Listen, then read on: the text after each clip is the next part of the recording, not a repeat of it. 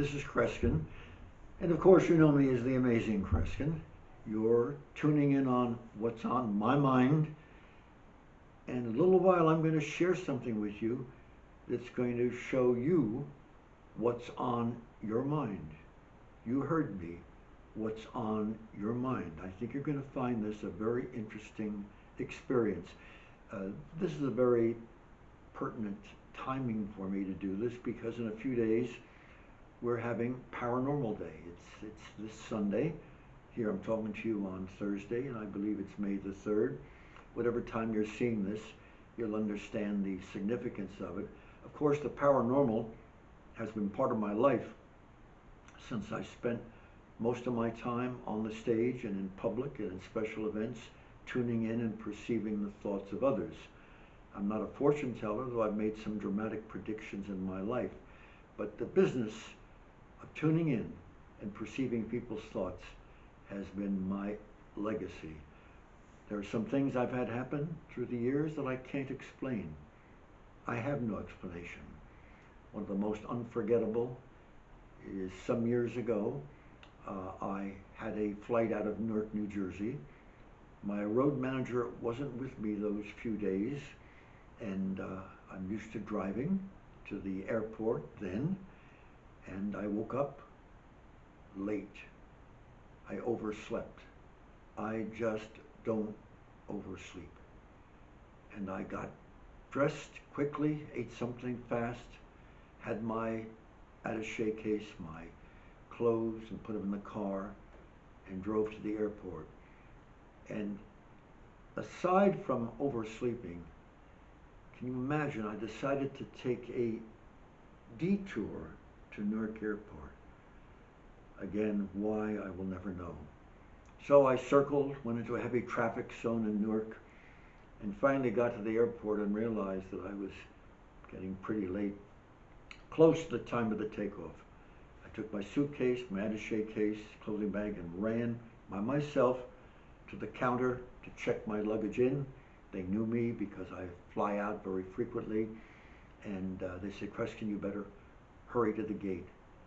I ran by myself. Security wasn't available in those days or used. Ran through the corridors, got to the gate in time to see my plane taking off. There it went, including my dress clothes for the evening program. When I landed, I had to get another flight, of course. I came back to the counter. When I landed in New York, not New York, but flew over New York, when I landed in New York State, got in the car that was waiting to pick me up, driven to the nightclub, and we had a sellout house. I didn't have my dress clothes, but I was getting ready to go on stage, and there was a knock on my dressing room door. I didn't understand because they knew I wasn't to be disturbed, my mind's set before I'm going on. But I opened the door, and it was the police. And they said, you're Kreskin. I said, yes, I am. And they walked in with what I recognized as my pieces of luggage. And they said, Kreskin, we found by the names on this luggage your name. We traced the fact by calling your office that you were coming into this city, and we drove it here. And I said, well, how did you get the luggage? The plane I initially was to take had crashed in a cow pasture in New York State. So when I walked out on stage that night, I had a story to tell that I would never dreamt of, nor had any explanation of. So the mind does some unusual things, and that's why the title Paranormal Day is so significant. I'm going to show you something. This is a pendulum that years ago, when my ESP game came out, Milton Bradley put it out, it sold over 1 million. The pendulum was part of it. Businessmen have taken another shape of the pendulum that I designed and had it in their office and used it. And if you're interested in obtaining a pendulum that shows that I explain how it can be tuning into your thoughts and intuition, you might look at my webpage and want to purchase this. But that's not why I'm showing this to you now. It's strictly a pendulum. And it became very, very special in my career. As I said, with the Milton Bradley game and the commercial with the pendulum in it, it sold in 1 year almost 1 million. Yes, holding it as still as you can, it tends to respond to the slightest vibrations as it swings right and left. Or, you know what? Sometimes that can change into a circle. And no matter how rigidly you hold it, your mind is reflected in the motion, the vibrations it picks up. How this can be used, I've written about in the manuscript that is inside the package that comes with the pendulum. But now, I want to show you something. I'm going to share something with you. Just do this as an experience. Think of a simple question that has a yes or no answer to it. I've done this with private corporate affairs. As a matter of fact, can you believe, I'm very excited about this, that with the internet now and the way it is working, people are now booking, including yours truly, for private events while they're in their own home, but part of an audience of mine, whether it's 10 dozen, 5 dozen, or what have you, and wanting to be a part of a program. But that's another story. I'm going to have you do this. Think of a question, a simple question, not an important one, where the answer is yes or no. Should I make such a dinner tonight? Should I watch such and such a movie on television?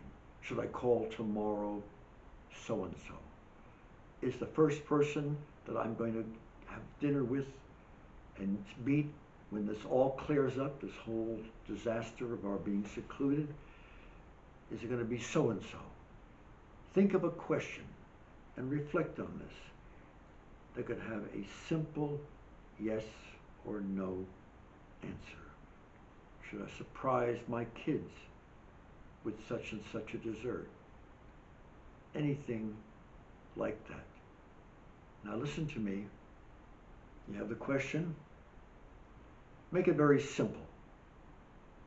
It can be answered either yes or no. Now close your eyes and share what I've shared sometimes with 1,000 people in a seminar audience. Imagine I'm holding the pendulum I was holding before in front of me. Now listen to me. When I say begin, repeat the question to yourself. Repeat it twice. And when you've finished with the question, see how the pendulum starts to swing, either in a circle or back and forth. Begin, repeat it twice, all the way through. Remember, you're picturing me holding the pendulum in front of myself, but your eyes are closed. So it's your imagination, and just watch me. It doesn't have to be very clear, it doesn't have to be sharp, and watch the pendulum, which may be swinging back and forth, or forwards and backwards, or going in a circle.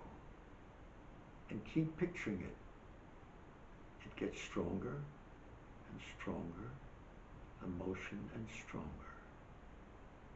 All right, now open your eyes. If you had the pendulum swing back and forth or in a straight line, the answer is yes. If the pendulum was going in a circle, the answer is you're not ready for an answer. No, you can't come through with an answer right now. So do yourself a favor. Do this later on today. Later on, postpone it. You won't forget this experience. I think you'll find it rather intriguing. I'll see you in the not too distant future. Be the good Lord willing.